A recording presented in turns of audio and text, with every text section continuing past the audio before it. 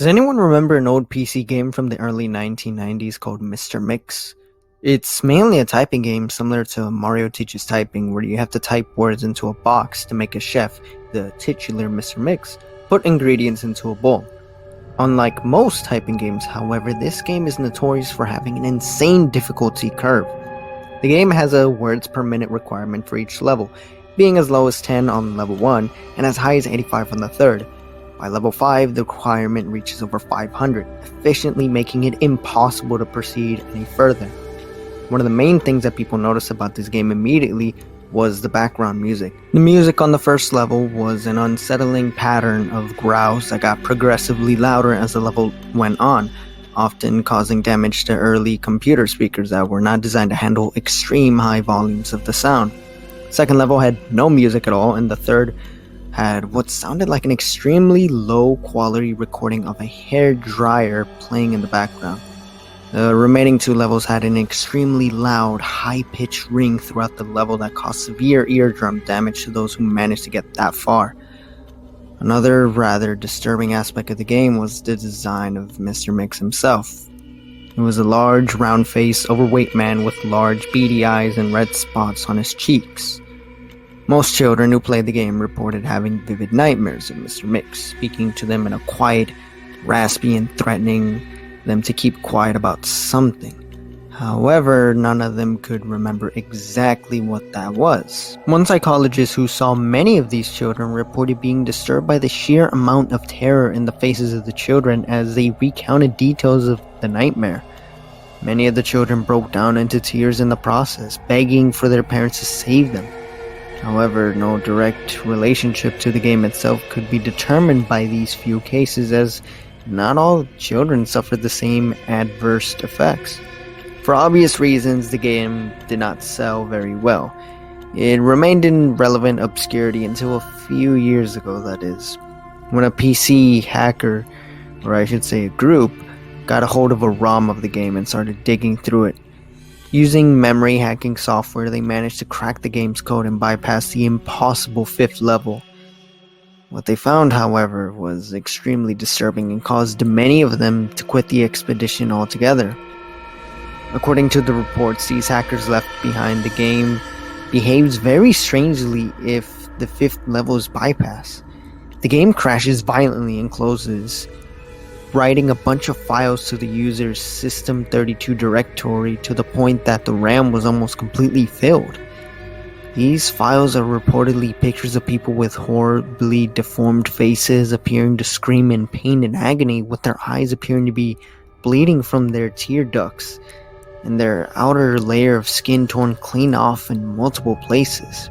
If the user attempts to delete these files, the computer will violently crash and blue screen, causing permanent damage to the user's hard drive.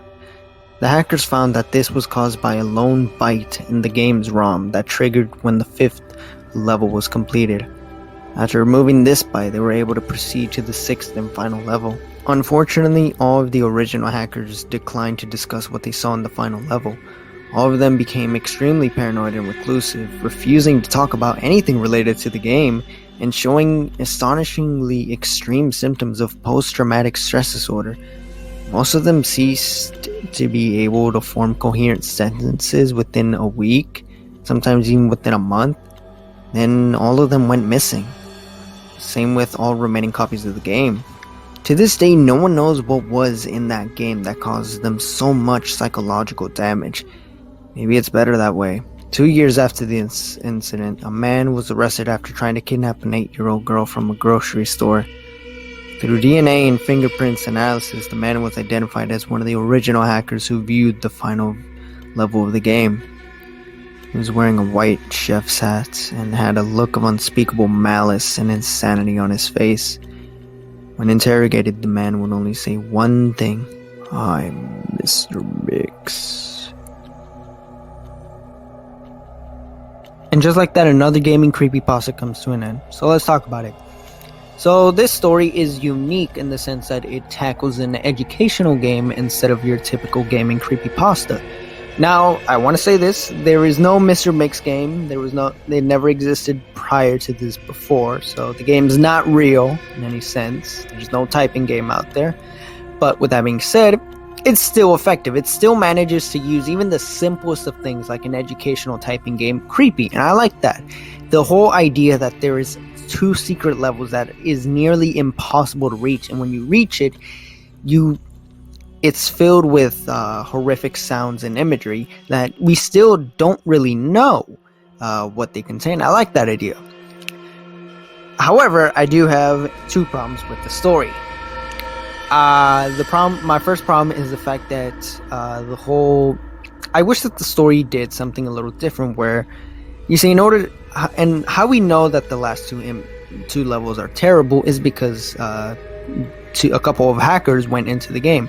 I think it would have been nice if the story went the approach where if you cheated your way throughout the game, the game would get worse and more sinister. However, if you played it normal, if you actually did what you're supposed to do and learn how to type good, the game would just work fine normally. I wish the story went that approach, where it would have been interesting, where we would have gotten 2 conflicting reports counteracting each other. I think that would have been nice.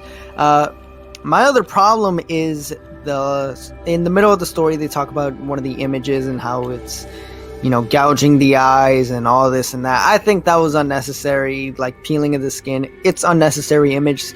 If it's gonna be anonymous, keep it anonymous. Don't go into detail. I think it would have been nice had they just been very vague and not explain one of them. Second of all, the ending, it's kind of unsettling, but also kind of cheesy. It kind of takes you out of the whole experience, where one of the hackers becomes, I guess, Mr.Mix and kidnaps a child. I think that was unnecessary. I don't think that should have been added into the story. I mean, don't get me wrong, the last line is definitely fucking creepy, but there was no build up to it, and there was no sort of hints that was coming, and I think it was kind of unnecessary, and it feels kind of last minute to make the story stand out. But aside from that, the story is pretty good. I do recommend checking it out. It is pretty decent. Not one of the best, but also not one of the worst. Definitely one of the more unique gaming creepypastas out there. So with that being said, thank you guys for watching. Like, comment, subscribe. Don't forget to check out my other videos. And with that being said, I am out.